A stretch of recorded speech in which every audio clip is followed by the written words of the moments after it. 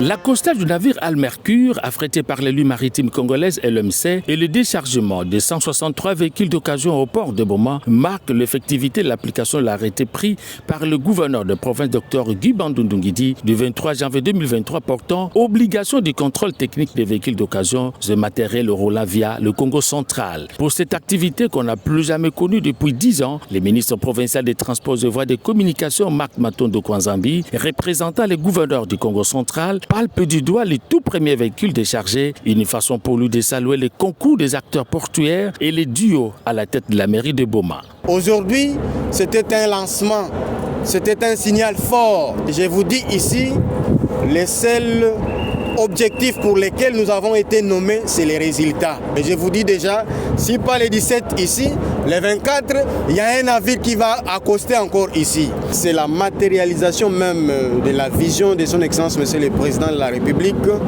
son Excellence Monsieur le Gouverneur des provinces qui est le champion de la vision du chef de l'État. Donc dans tout ça, c'est le Congo central qui gagne. Non seulement le Congo central, mais c'est toute la République démocratique du Congo qui gagne. Les intervenants dans les secours du dédouanement et la population bomatracienne remercient de tout cœur l'exécutif provincial pour cette mesure permettant la relance des activités portuaires de la ville historique de Boma. Nous sommes heureux de recevoir ces navires ici. Nous adressons nos remerciements à son Excellence Monsieur le Gouverneur des provinces du Congo central, qui a signé son arrêté depuis le 23 janvier.